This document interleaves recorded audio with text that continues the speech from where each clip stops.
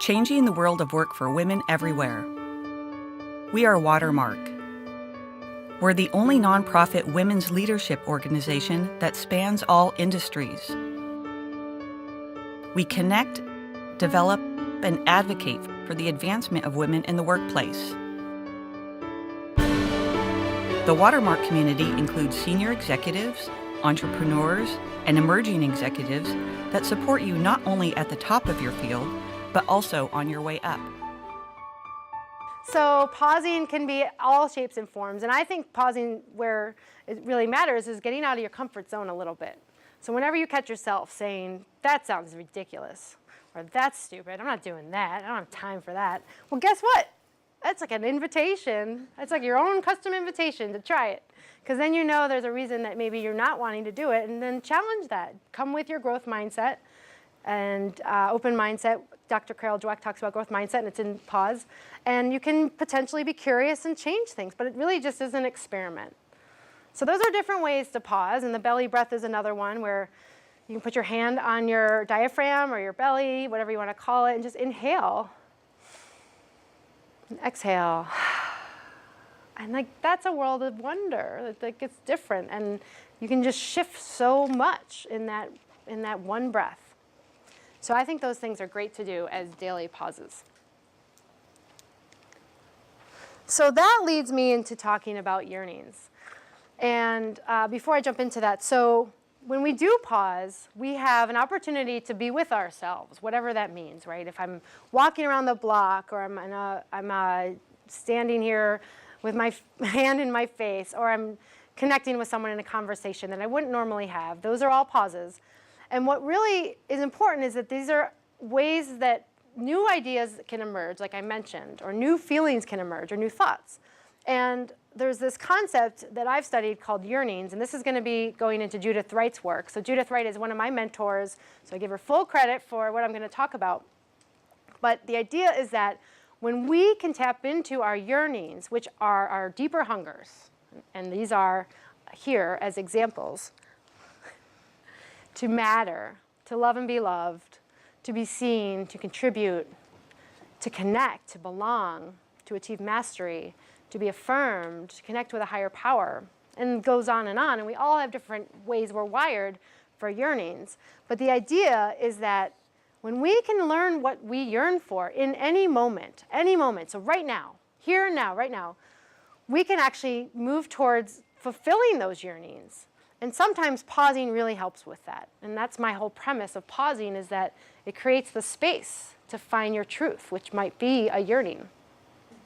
So we're going to do an exercise in a minute, but I took this quote that I found today because the idea is that yearnings are our deeper hungers, but we think they're other things, like scrolling through Facebook or on your computer.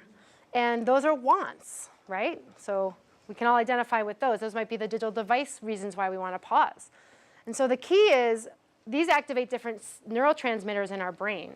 And this is all about the brain science of this, and I'm not a neuroscientist by any means, but the idea is that when we have surface level wants meaning I want a new car, I want to go on vacation, I want a new dress, I want some new shoes, I want to go swimming, I want $1 million.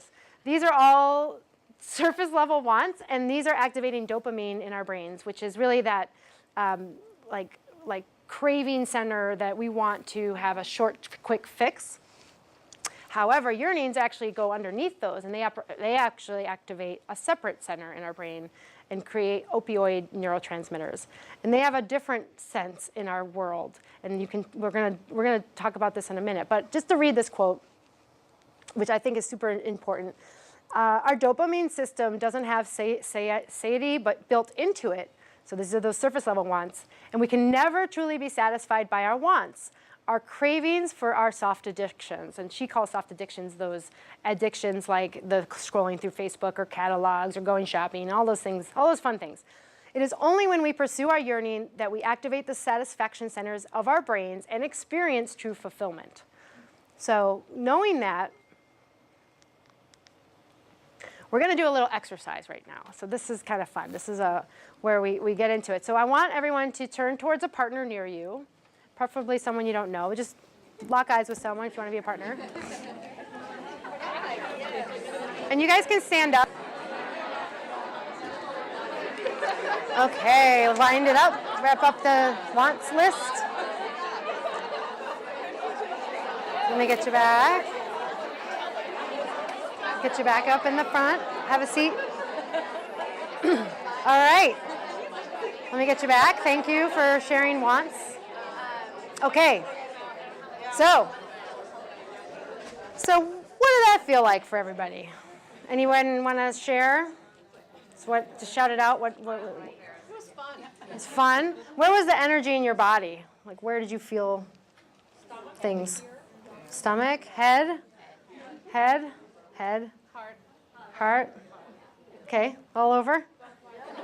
In your hand? It's really hard to talk when you wanted to listen to the other person in reality. Yeah, it is hard to talk when you want to listen to the other person. And the idea is to just kind of like list off stuff, and you might hear a couple things, but it's really about being more with your wants, I'd say. But yeah, so the energy, what we're experiencing when we go through the wants is the dopamine system. So those neurotransmitters are those wants. I want to go, I want to get a car, I want to be out in the water, I see the boat, I want to be in the sunset. And it's like up here in general. And so that feels good, right? What's the feeling? It feels great. It's like awesome, fun, yeah. Do you have it right now? It's really quick. It's like in and out. It's gone, usually. Okay, so now we're going to switch gears a little bit and do it for yearnings. Okay, so we're going to do the same thing. But before we do that, I want everybody to take a deep breath. And close your eyes. Just sit quietly with your eyes closed. And I'm going to read out loud some of these universal hungers that we all have and see if you can identify with any of them. And some may feel a pull, a tug towards, and some may not. But know that this is something that is a universal, deeper desire that is within us as people. And so yearnings are who we are, and all human beings have yearnings. And I yearn, maybe you do too, for some of these things, and I will read them. So I yearn a survival and a sense of existence to exist. I yearn to be heard. I yearn to be touched. I yearn to be appreciated. I yearn to be loved, to be affirmed, to be respected. I yearn to express or to experience fully. I yearn to learn and grow. I yearn to trust. I yearn to develop. I yearn to touch. I yearn to create.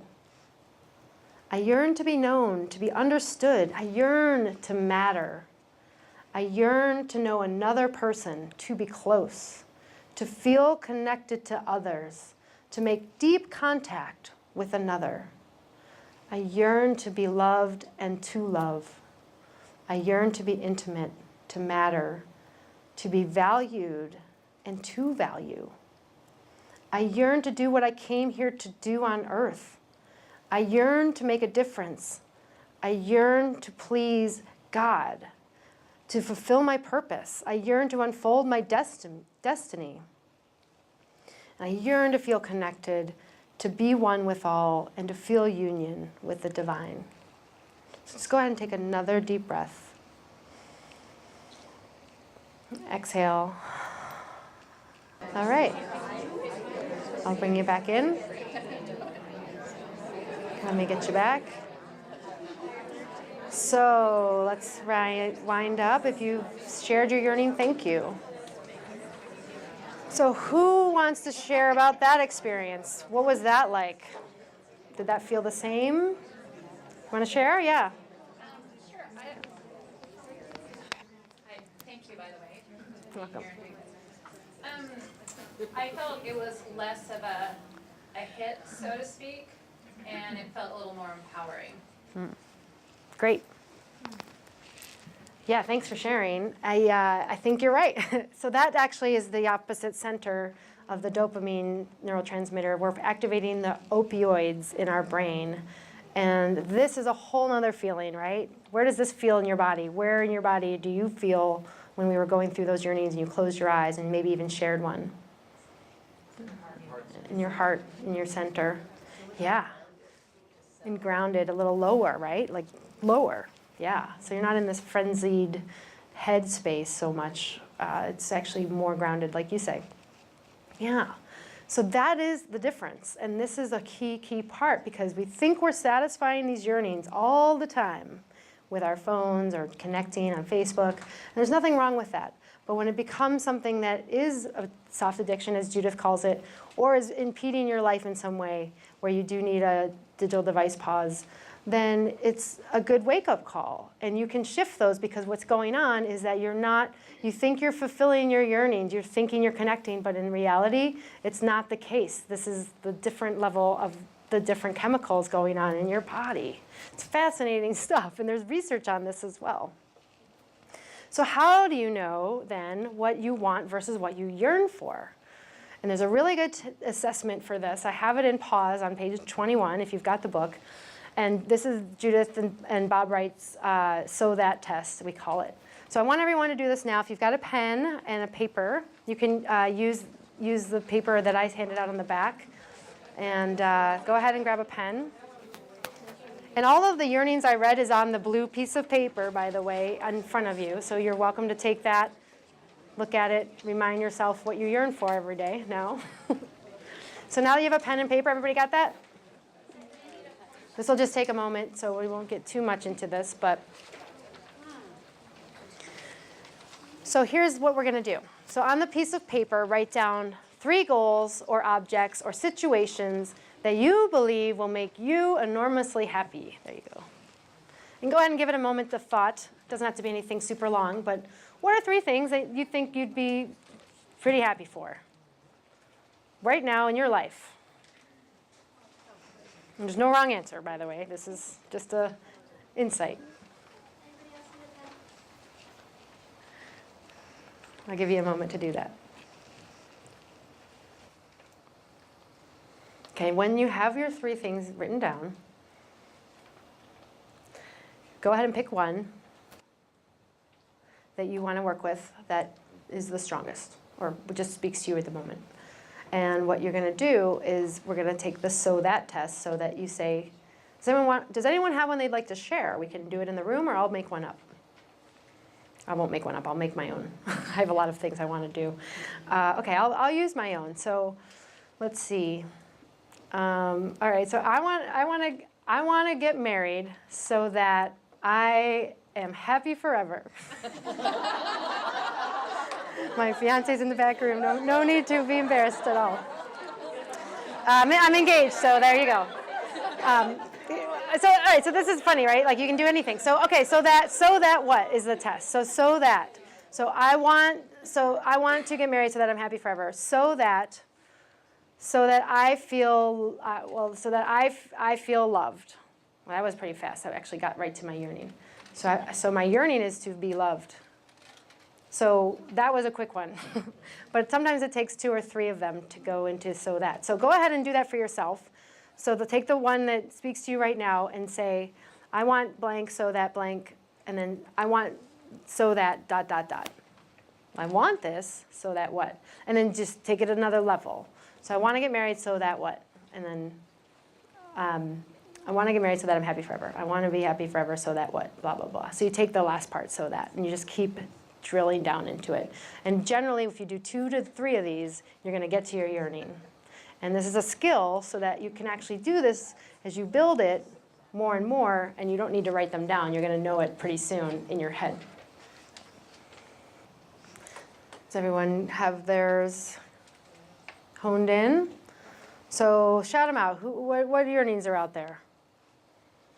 Anyone want to share? Just shout them out.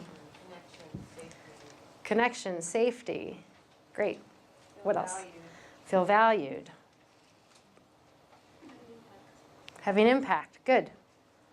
Mine started off, I want to lose weight so that I feel better about myself, so that I stop beating myself up, So that you love yourself. You want to feel loved. That's a good one. Yeah, so wonderful. So this is the yearnings. These are what we all universally have. However, they disguise themselves as these surface level wants, or we think we were fulfilling them because our dopamine centers are so active, we think that they're being fulfilled.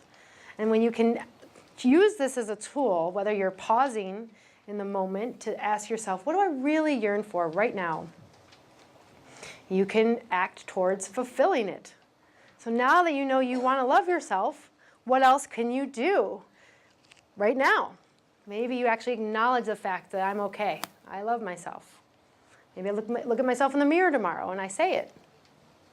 And so these are the ways that we can satisfy our yearnings. And when this happens, this is where the magic happens. And Bob and Judith Wright, my teachers, and their website's right here, are fully aware and share that when this happens, and you actually start to not have burnout anymore because you're in the moment fulfilling your yearnings and you're satisfying and affirming yourself in these ways that you have these deeper hungers that are never filled through the surface level wants.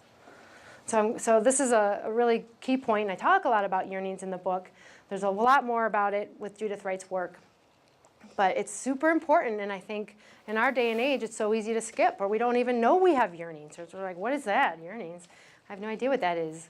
And so really what it is a desire that we all create and have for ourselves, and it's going to be different for all of us. So some of you might want to matter more. Some might want to be loved and loved. Some might want to connect, and they're all okay. And it's your job to figure out what they are so that you can work towards satisfying them. And pausing is one way you can start to do it. Does that make sense? Yeah, so this is a great test, a great example. And I invite you all to go through that in your own way and share that test, share the assessment with others, or it's in the book and you can read the book and talk about it, but it's like super important. And it can be the key to everything, because once you know your yearnings, once you know you want to be loved or to matter or to connect, it changes everything. It changes how you are in the world. It changes that you don't need to be on your phone now because you know you can connect with other ways. And you don't have to be the slave to dopamine that you might have been historically. Another tip is to say historically after everything you used to do so you don't do it anymore.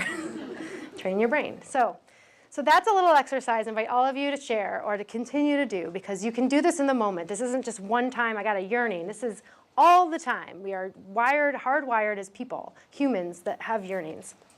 And I can't thank Judith and Bob, my teachers, enough, because now I know that I can satisfy my yearnings all the time, and I don't need to wait for something or think I need it from another phone or whatever it is that's going on. So that's a big part of my message too. And so from the pausing standpoint, we think about the big picture. Like, what is the point of all of this? Why are we wanting to pause more, and what is it all about? And I would say the whole point is that it's to lead more satisfying and meaningful lives. And sometimes we're just on the autopilot so much, or we're going through the rat race, or we're trying to do the best we can. We lose that. We lose what that is. And so I really think if I can create some space and choose to be aware and conscious, then I allow that to happen much more than I would if I was heads down and focused, or maybe in my negative mindset like I was when I was burning out. And there's no room for that. There's just no room unless I pause, for sure. I can attest to that. And everyone is different. So your pause might look very different than a pause that I took, or that she took, or you took. Like, it's just all going to be different. And this is a quote that I have, and I have these quotes on my website and my Facebook pages as well, but I love this one, and I love the image even more. You are the master of your destiny. You can influence, direct, and control your own environment. You can make your life what you want it to be. And that's a big message that I have. And it does take courage, by the way, looking at yourself. This is not easy. However, when you do, the risk and reward can be really positive and for the better for everybody, including you. And everybody, I mean you. So now this is kind of wrapping up here, but knowing what we've looked at today and some ideas of how to pause and what could be a different way to be and shift your behavior, what pause plan works for you? And I actually talk a lot about this in the book as well, but I think of it like a dashboard. So I have these 3 levers I can play with no matter what I want to do. And they're finances, so money. So do I have $0 and do I have more dollars than that? And what is feasible? Time frame. So what's realistic for me right now? What can I do? And the third one is activity. So I don't need to go out. Now that I know what my yearnings are, I don't need to go out and blow like my life savings on a bucket list. I can actually decide what I want to do today, which might just be to have a meaningful conversation. And that doesn't cost anything, right? So those are ways that you can start thinking about things. And if you look at your time and your money, or sorry, your money, your time, and your activity, my guess is you're going to come up with a kick-ass pause plan that works for you. And like I said, it could take a number of different forms, and these are experiments. So maybe one day you try the daily breath pause, or you journal. It's a great way to pause. And there's actually data on this, that journaling, there was a research study from a group of people who journaled for 2 minutes for 2 consecutive days in a row. Who are my journalers here? I've had journals since like 1st grade. So if you do that for 2 days, 2 days in a row and 2 consecutive days about an emotional experience that you had, so what happened? How did you feel? Your mood and well-being improves. And wow, what is that about, right? I'm going home to journal right now. So yeah, so there's just things like that that are parts of ways to pause. It maybe didn't occur, or now you can just choose to think differently. Like, what could I do differently today to help me live more aligned and satisfied? And so that's the whole idea of what I wanted to share today. We'll go to questions and answers. Thank you. So we will have a mic. We can pass the mic around, but I'm open to any questions you have, and nothing's off limits, so go ahead. And if you have okay. So question in the back, and I'll repeat it. Actually, what it is it's kind of built off of the journaling piece. Recently, someone suggested, and it kind of gets back to getting centered and listening to hear as opposed to hear. So if you sit down with the journal and you just say, what is it I need to know today? And then it's really weird. You start writing. It's like, where is this coming from? You'll be amazed to Yeah, so the comment. Thank you very much. Yeah, the comment is if you actually just start to write and pick up a pen and say, what is it I need to know today? And just start writing. So kind of like stream of consciousness stuff. You will have some answers, which is brilliant. Yeah, I agree with that. It's good. Any other questions? Yes, in the front. Just thinking about asking for help, or when you've got families or friends, or if you're trying to, pause, or, she said kind of behavior change, Yeah. if you will. Thoughts on Here, I'm going to give you that because you have it right here. Any thoughts on how you can ask others around you to help, or As for support, yeah. support, or, Yeah. Yeah, so the question is, so if you know you need help or support, how do you ask, right? Okay. Yeah, so this is a good one, because I think a lot of times we don't want to ask for help or support. Who's in that boat? Who am I? I got this one. I got it. I'm all right. Yeah, that's me. So I don't have the magic answer, unfortunately. I know you don't expect that, but I think it's a vulnerability thing, and being vulnerable is very important as you pause or return from a pause if it's a longer one. And I think it's about trusting what feels right for you. So if you know you need help and you're kind of tuning in to learn that, then I think a good question to ask is, well, who can help? What can I do for me? What can I support? And I think it's also a self-care move to know that you're not alone and to ask for support. And I do write about some tips in self-care because it's very important. So I say it's literally sharing you. So the answer is, in my case, or what I would believe is sharing your experience. What is it for you? So sharing what's going on with you. Why are you, okay, so I'm not feeling so great here in this role, and I'm just not sure what my next move is. And I'm not sure even what to tell you right now, but and then you can name a feeling, actually. Like I'm scared. I'm sad. I'm hurt.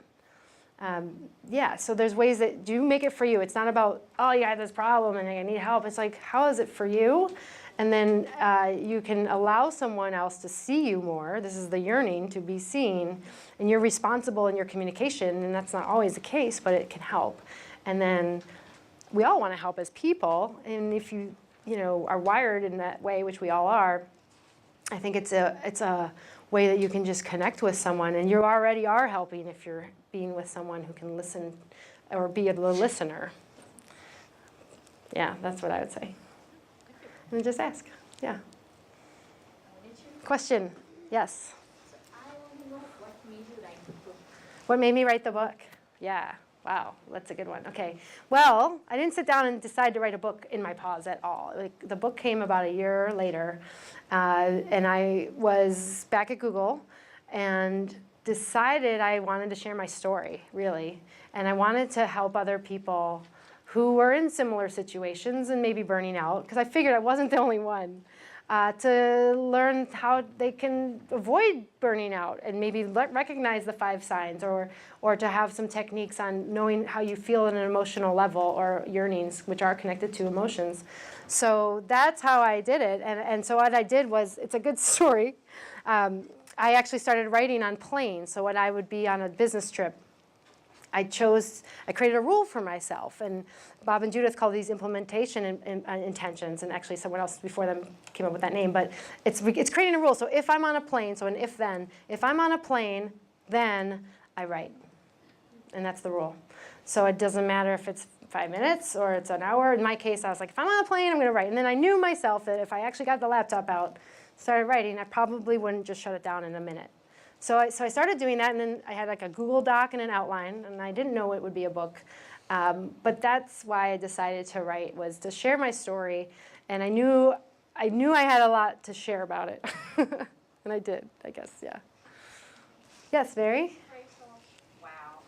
I want to hear about the rules you created for yourself when you were on your pods. You had to be out of your apartment at 10 a.m. You had to do this. So Yeah, the rules. The rules in the pause. Okay, so I had a couple rules in my pause, and I didn't know how significant they were to be until I actually put them in place. But my thought was, I got this from my friend Kathleen, who's in the book, and she's the one who had the technology intervention. She basically said, she was also on a pause and said, so it wasn't even my idea, but the idea was, you come from a land of structure. Here I am at Google, and we all are. In the corporate world, of where our own jobs are, my guess is all of us have really big structures in our lives and rigid things we do day to day. So instead of just going no structure, create some rules. So I created a series of rules which were super basic.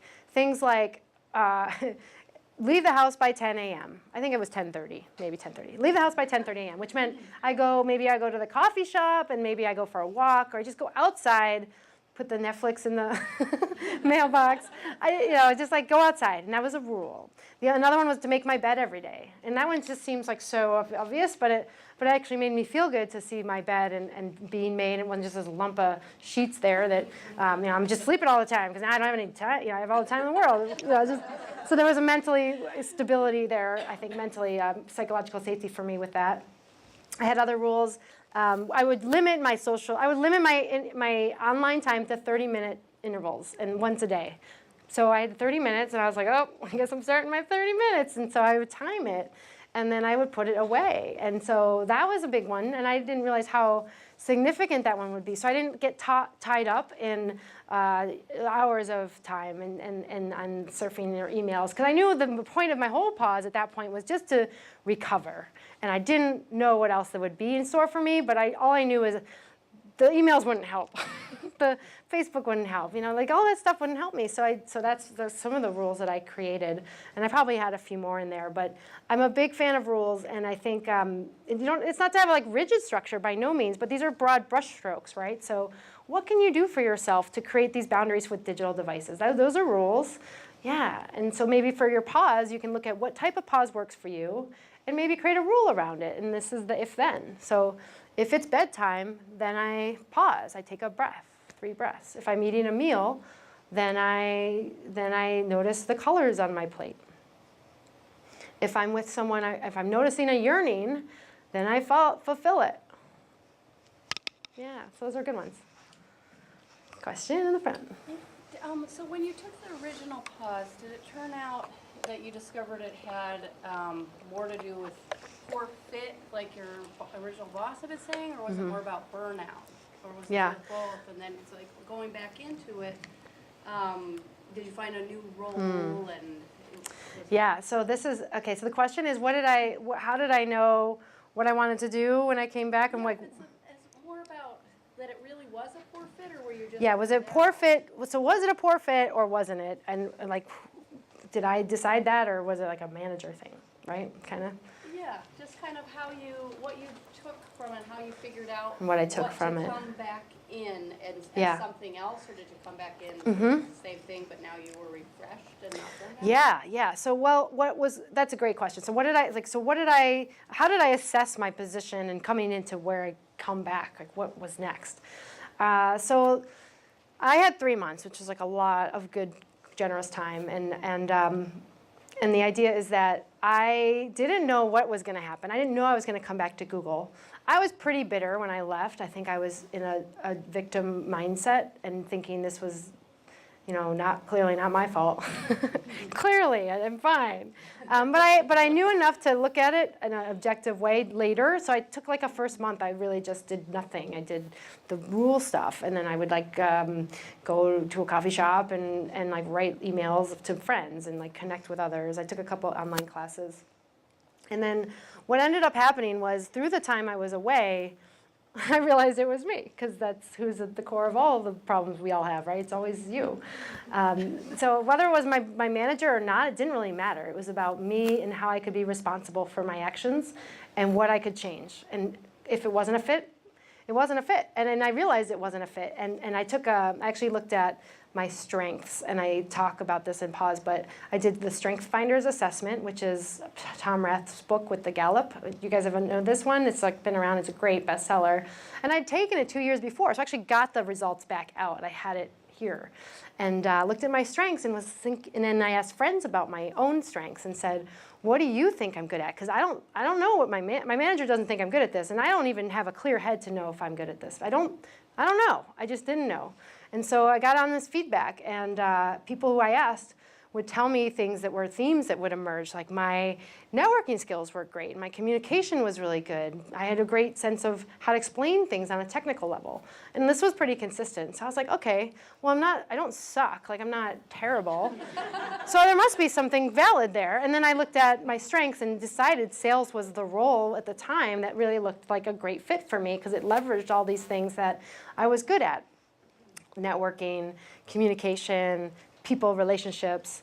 And so that's how I chose to go back into sales. And I chose Google to go back because I looked at what are my values and what is the Google values. And it was about like organizing the world's information is our mission statement. And I decided the values of like mutuality and scale and creating equality are ways that I values that I resonate with. So I chose, I didn't think it was that Google wasn't for me. And I was pretty sure I was capable of being back there. I'd been there 5 years, so it wasn't about thinking it was a total misfit. So I looked at a bunch of different things, and through that lens and time, where I kind of came out of that fog of negative, nilly mental mindset, I saw the objective side, which was I'm capable of being there, and I know my strengths, but I think I was misaligned. I think I didn't really fit in an operational, really like tedious role. And I can do it, and I have done it, but it wasn't like what I really loved. And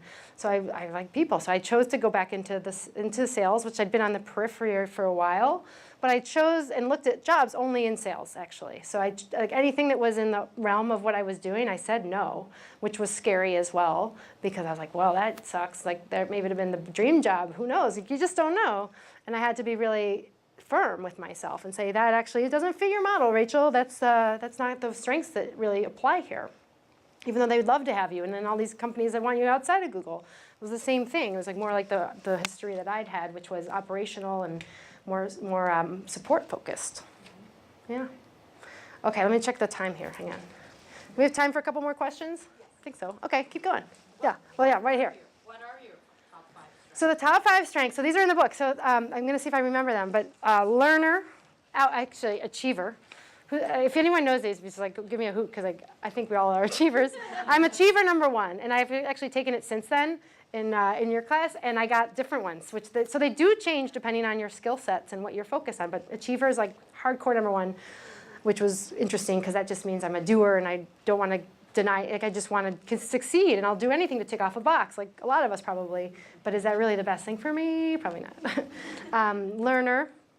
Woo, which is kind of a networker, like salesperson actually, wooing people. And then competitor. So I was a national champion rower. I've been a competitor all my life, and I'm still pretty competitive, but I'm nowhere near that realm anymore because I kind of decided yearnings are more important to me. And then I have another one, which I'm not quite sure. Positivity is the 5th one. Yeah, so 3 of those are my current strengths, and then I don't remember the other 2. Yeah, it's great to look at your strengths. Yes, question. So I'm just wondering how men have resonated with your message versus women, not knowing How have men resonated with my message? Yeah, well, thank you to the men in the room, by the way. There's a couple of you. One is my fiance, one's the recorder. And you, thank you. I think it resonates with everybody, but women seem to resonate more with it. I've had more women be resonating and contacting me, and that's what I'm gauging it on. I think maybe one of the cool things that I've learned is that like pausing actually is I'll call it a feminine value. So the idea of holding space and creating space, and this is Judith's work too, just allowing things to be and not linearly doing things, like that's a masculine value, and it means we all have these values, but it's literally like more on the feminine spectrum. This is something that resonates really clearly with women. Men may not be so clear, might be, I don't know, might just not be the right messaging, or maybe it takes more time, I don't know, but I think it's good for everybody. But it's been more resonant with women, yeah. Yes? So there's the responsive pause that's like, I'm burning out, or I'm feeling anxiety or whatever, but how do you think differently about the concept of the proactive pause? The like, I will take a yearly vacation, or I do a weekly technological shop. Yeah. Tech Shabbat, yeah, that's another pause idea. Sundown to sundown, Friday to Saturday. Tiffany in my book does that. Yeah, so how, like proactive pausing, because the whole idea is just to be and not really necessarily plan, right? Well, it's a great question, and I would say, in a world we live in where we're so busy and always on, and achievers like me, we want a plan. So I say, if you have a place to go or something that you want to do every year, but then leave some space for the unknown. Don't map every day out. And if you're a control freak, which is okay, we all are in our own ways, type A's, hello, you don't have to plan everything. So maybe you give that responsibility to someone else and just see what happens. I want a tech Shabbat, will you plan it for me?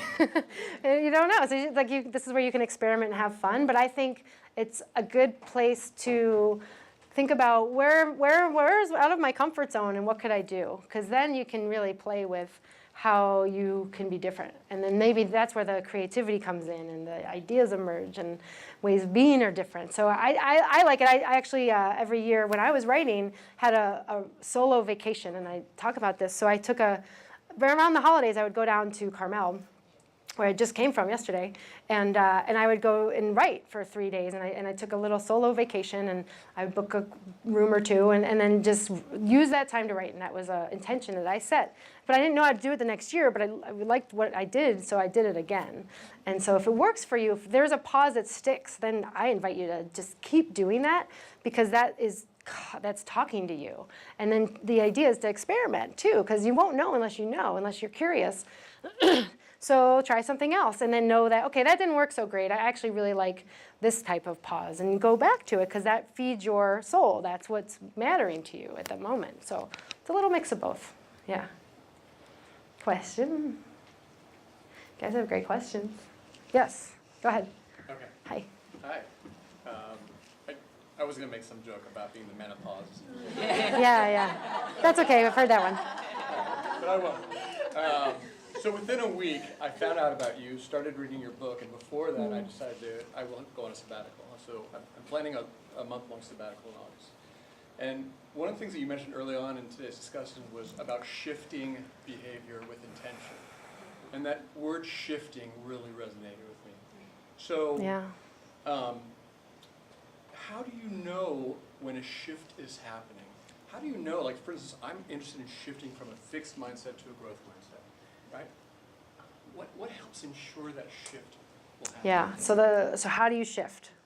And like, what do you do? And but like, how do you know what to shift? And intentionally too is a big part of that.